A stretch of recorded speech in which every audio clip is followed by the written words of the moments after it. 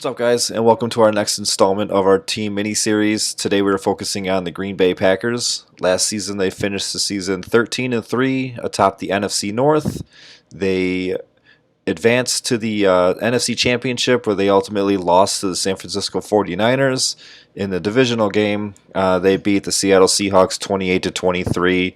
They earned that first round bye just behind San Francisco, so we had a nice 1-2 matchup in the NFC Championship game, but unfortunately they lost. San Francisco moved on. But today we were talking about their fantasy projections and their outlook on the 2020 fantasy season. Obviously, they are led by quarterback Aaron Rodgers. I have him projected out at about 4,200 yards, 31 touchdowns, 7 interceptions, another 200 yards on the ground, and 2 rushing touchdowns, which puts him at about 374 points. They made some surprising moves in the draft, one of them being Jordan Love in the first round, quarterback there. I know if I'm Aaron Rodgers, obviously at some point you're going to be replaced. There's no doubt about that. He can't play forever, but to go out and draft a quarterback in the first round when you're one win away from making the Super Bowl, and you just need a lot of help on that offense, maybe you could beef up that defense, and you draft somebody that's probably not going to play this year, possibly even next year, because Aaron Rodgers he still has some good years in him, unless he gets shipped out somewhere else. That's just a baffling move. I mean, this draft class was loaded with wide receivers. Draft class was loaded with just talent all across the board. I mean, the quarterback talent was there too, but they definitely could have waited. And so as far as fantasy relevancy goes, Jordan Love, really this year, I don't really see him doing anything. Next year, we'd have to see where Aaron Rodgers, what colors he's wearing next year, because he's definitely going to be in the league. We just got to see what Green Bay plans on doing with him. But for this year, Aaron Rodgers is definitely a quarterback that I'd want on my team, and he is going a little bit later because of the lack of talent that's on his roster. But he's still Aaron Rodgers. He could still chuck the ball and kind of make nobody receivers into somebody. From a fantasy perspective, I would say Jordan Love is the definition of a taxi squad player, especially if you can stash him for 2 years.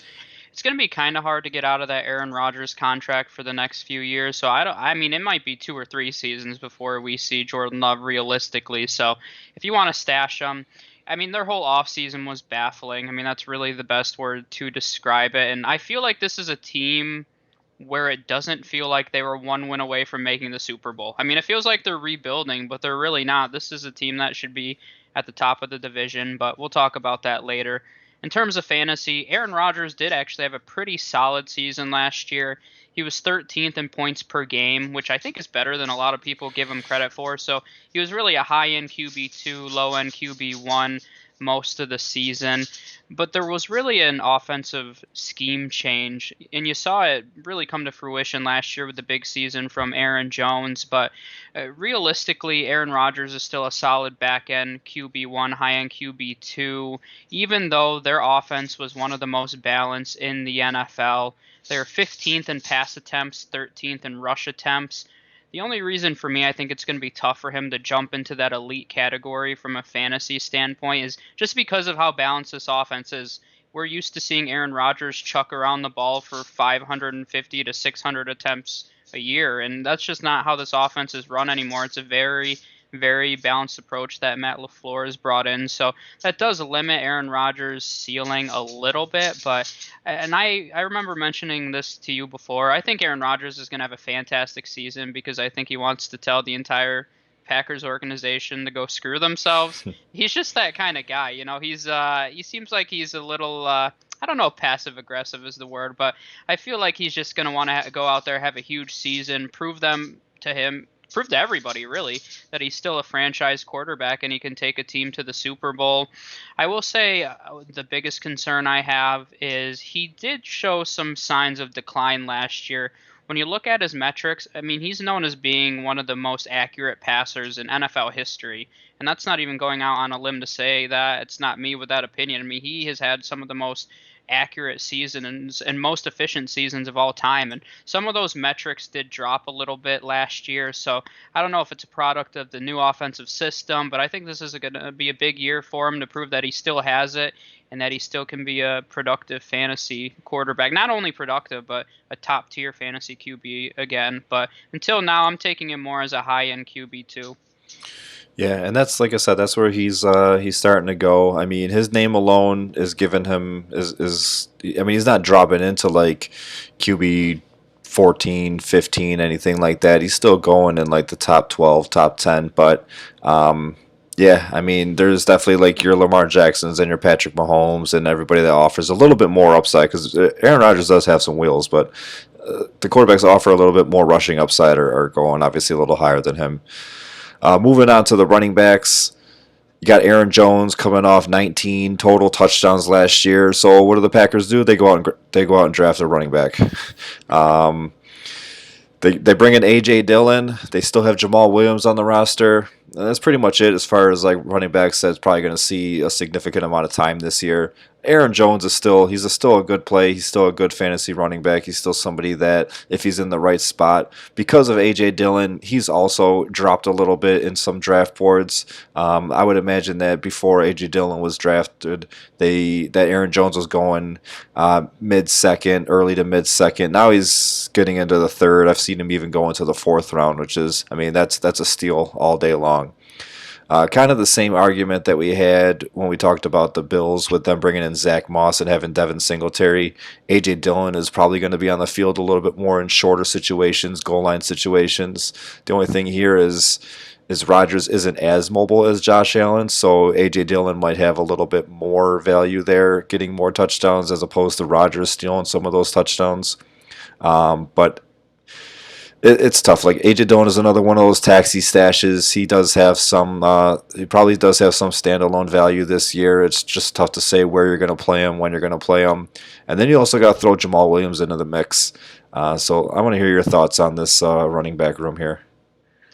I mean, I really like talking about Aaron Jones because I think people are losing their minds. I mean, this is a reality, and I've said this several times in different live episodes that we've done, but Jamal Williams and AJ Dillon are not going to take a huge majority of Aaron Jones's work. Aaron Jones is a talented starting running back in this league. And last year it wasn't fluky. He's not going to have 19 touchdowns. I'm not going to go crazy and say that's going to happen, but Jamal Williams is what he is. He's a solid complementary third down back. AJ Dillon, I do think, can be a three down back in this league. He hasn't really shown any hands in college, but I think he's the future. I mean, Aaron Jones is a free agent this offseason, so I think they're going to let him go. They're going to use AJ Dillon as the bell cow back, but until then, this is Aaron Jones's backfield in 2020, and that's a reality. And yes, he's not going to have 19 touchdowns. AJ Dillon is a big back. He's going to eat into some of those touchdowns, but when I looked at it, even if Aaron Jones had 6 less touchdowns, and I don't think A.J. Dillon will have more than 6 touchdowns in his rookie season, he'd still would have been RB8 last season. So this is still a top 10 guy, even if you take away a little bit of that touchdown volume. He had 49 receptions. That was with Jamal Williams the entire season, so he's involved in the pass game. So there's really nothing to hate. To me, he's still an RB1 for fantasy purposes because even with a huge amount of regression, I mean, 6 less touchdowns is very significant compared to the 19 that he had. But even if he regresses, he's still a top 10, 11, 12 back. So I'm drafting him with confidence.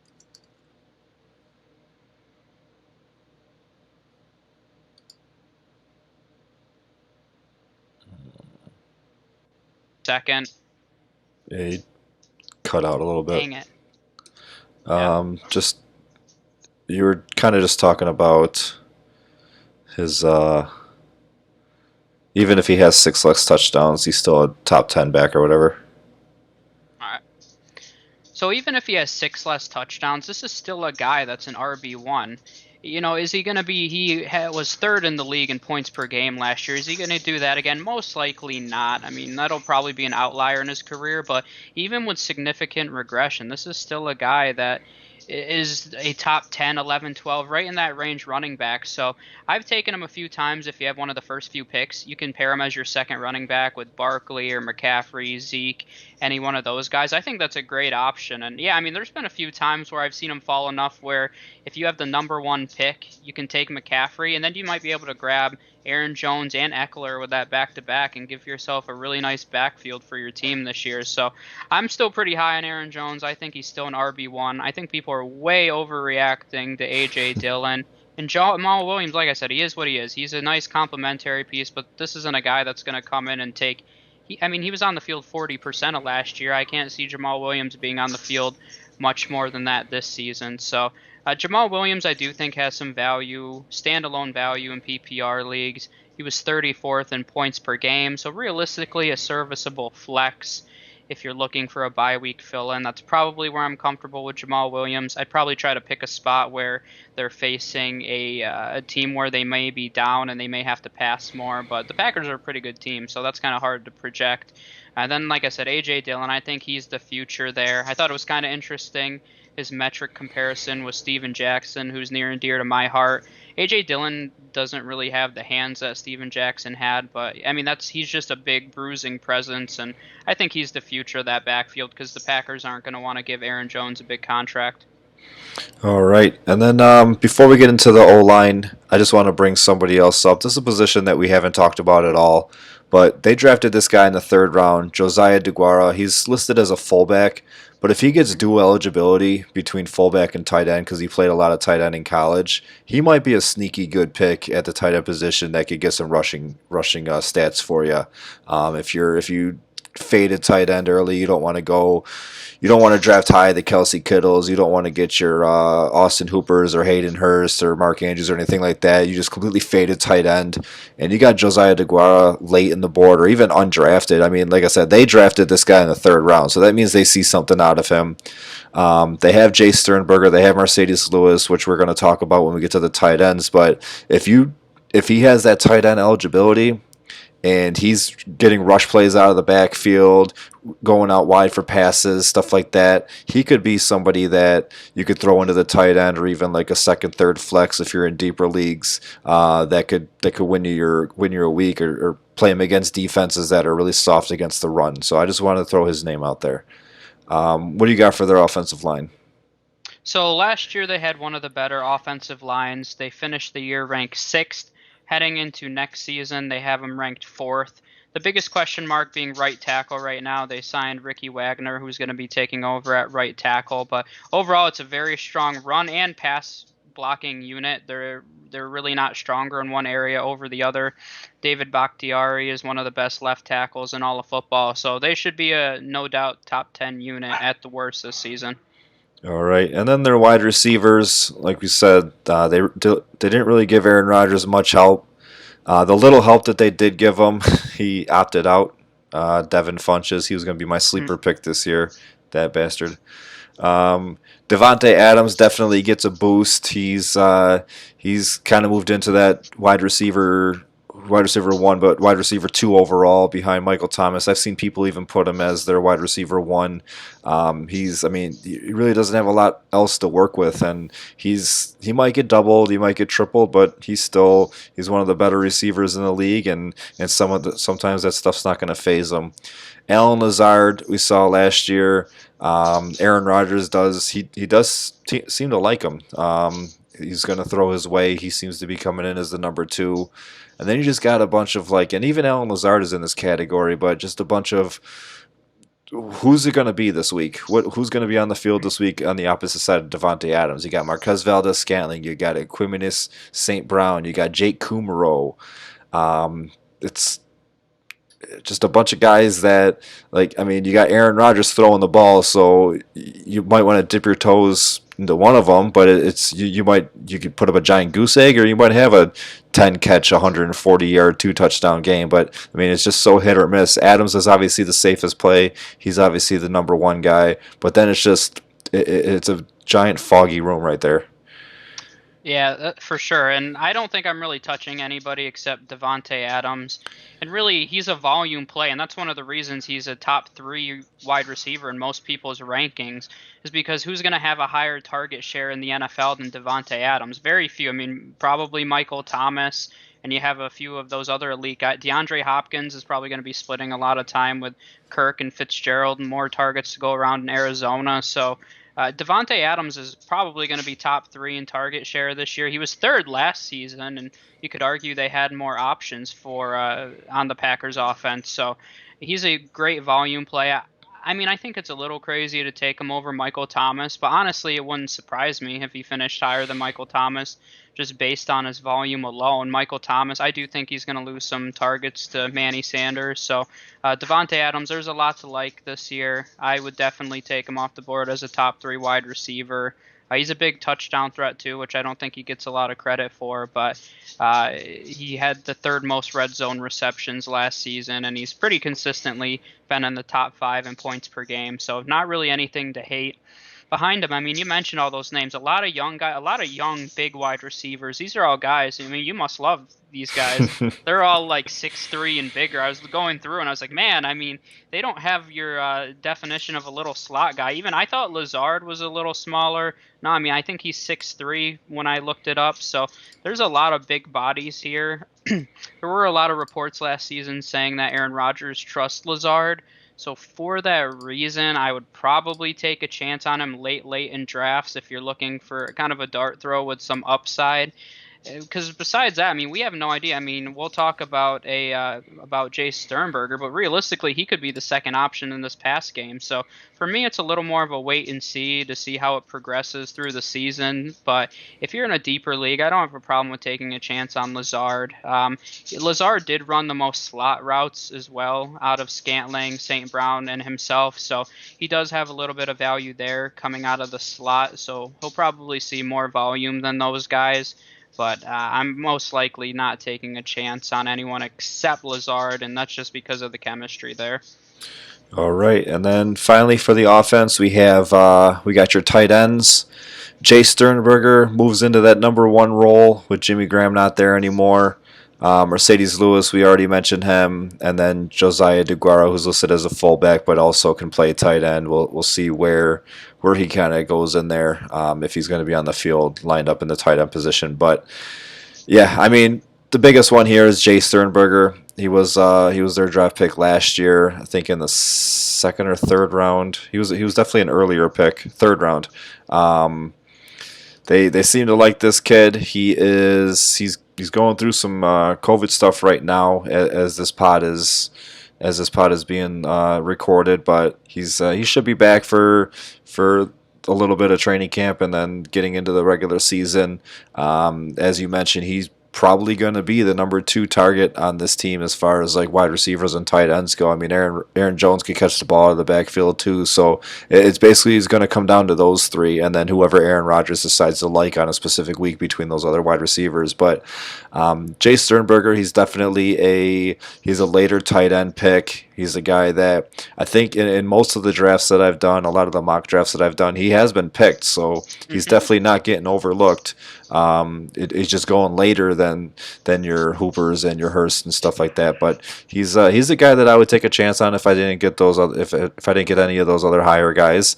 And just being like Aaron Rodgers isn't one of those. It's not like he favors or doesn't favor the tight end. He just favors whoever's open. And we saw it when he had Richard Rodgers. We saw it when he had what was the other guy's name? Reuben Rodgers, was it? He had He's had a bunch of tight ends just throughout his Like I don't career. remember the other guy. It's never really hit. I mean, earlier in his career, he's had some stud tight ends, but it's not like he's just focused on them. But Jace, I think he's with the lack of wide receivers on this team. I think that Jace could have a good year this year. Yeah, I mean, and he had a ton of success at Texas A&M in his junior season. He had 832 yards and 10 touchdowns. So this is a very talented wide or receiving tight end. And there's not many tight ends in the league where you can say they have the potential to be a top two option on their team. But Jay Sternberger realistically is in that category.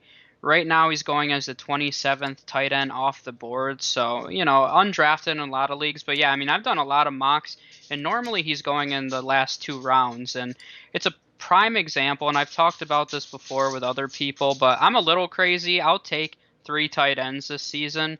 The reason being, I just think the tight end position is changing significantly. And I think you could see a guy like Jay Sternberger at his ADP outperform a wide receiver at the same spot.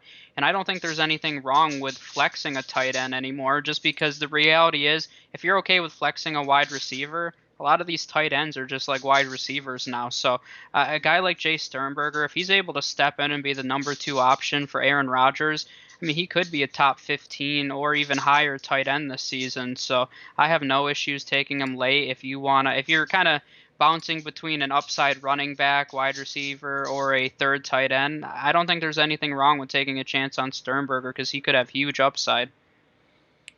Yeah, I'm just looking up past tight ends that he had. He had Jared Cook too for a little bit of time, but Yep. I think I just made Jimmy up that other name. Graham, Donald Lee. And then going on to their special teams, Mason Crosby is their kicker there. He is, like we talked about with all the other NFC North teams besides Detroit, because they play in a dome, and Minnesota too, actually. So I guess only two of the teams play in a dome. Um, this offense is really tricky. Whenever you have Aaron Rodgers, you can't really count the offense out. Crosby, he's been hit or miss. There's definitely other kickers that do play in better environments and have better offenses that I'm probably putting my hands on. So Crosby probably not, but he's if Aaron Rodgers is leading a team that puts up a lot of points this year, then Crosby might be a nice streamer pickup. The reality is Mason Crosby is a great real life kicker. He's super accurate. He was over 90% on his field goals last season, which actually was the highest in his entire career. So it was very impressive. But I mean, the reality is this is just not the same Packers offense that we're used to. I think we're used to them putting up a ton of points. They're middle of the pack. They're more about controlling the clock. Their defense was much improved last season. So I don't expect them to be as high a volume. Crosby was 15. He was 16th among kickers last season, so very solid. I know he gets drafted in a lot of leagues because he's just a name at kicker because he's been on the board for like 15 years now. You'll say, hey, I know Mason Crosby, so he's still a great kicker, very accurate, but this offense isn't as high octane as it used to be. And you already mentioned the weather situation's not ideal, with the exception of Minnesota and Detroit. Yeah, so consistently a K2. Gotta start saying that. Yep, I love those 2 kicker leagues. Two kick leagues. And then going on to the defense as a whole, it's definitely been upgraded since last year. A lot of the same guys from last year are still there. You got the every time you saw them on TV, every time they were on a nationally televised game, they always referred to them as the Smith brothers, even though they're not related. You got Preston Smith and Zadarius Smith. They brought in Christian Kirksey. Darnell Savage is their strong safety. Adrian Amos, their free safety. Jair Alexander is one of the better cornerbacks in the league. So you got a lot of individual names, a lot of guys that you would grab in IDP leagues, and together they make a pretty solid defense overall. They do play in a division that has Chicago, so that's two 40-point defensive games that you're going to get out of them. Obviously, if Minnesota and Detroit struggles, that's another couple of games there, but they have the potential to put up some good offenses there. Yeah, do you want to break down any of these IDPs here?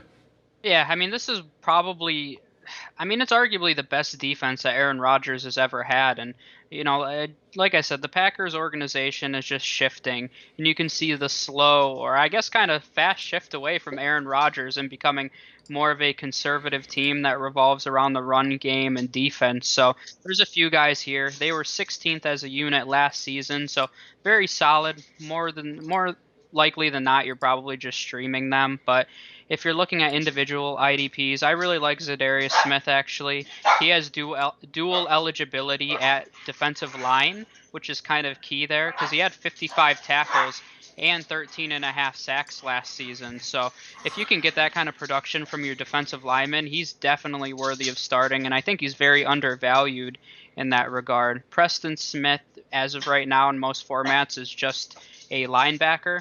He was very productive as well, 56 tackles, 12 sacks, was in the 30s in IDP scoring, so not a guy you're probably starting, but he might have a few sneaky weeks if you need to pick someone up against when they're playing someone with a poor offensive line. And then Christian Kirksey is actually one of my favorite IDP sleepers this season. I've taken him several times because I think that he's going to lead the team in tackles this year.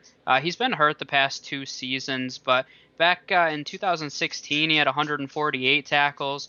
In 2017, he had 138 tackles. So I think he could probably be a linebacker one because when you look at this defense, there's not very many candidates to lead the league in tackles. So I think it's going to be either Kirksey or Oren Burks.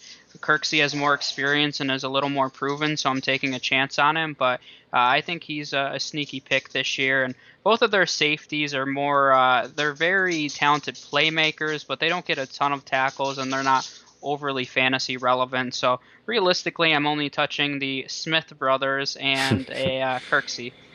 All right. So final thoughts on the Green Bay Packers. I think that like last year, it was you kind of like looked at the standings and were thinking, wow, these guys were 13-3 and they won their division. And I still think they're going to win their division, but I don't think they're going to get to 13 wins.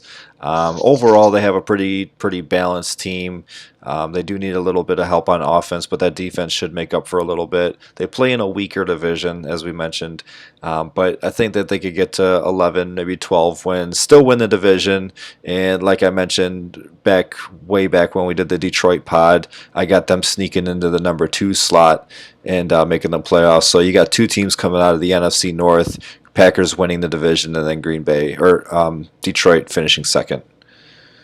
Yeah, I still have them in first place in this division. Realistically, when you look at their roster, not that much has changed. I mean, they added a new right tackle, a few pieces here and there on the defense, but this is pretty much the same roster from last season. So they should be definitely competitive, anywhere from 11, I'll say, I guess, 10 to 13 win range. So uh, as much as they'll have some competition from the Lions, who should be better, the Vikings had 10 wins last season. I really would be surprised if they didn't win this division.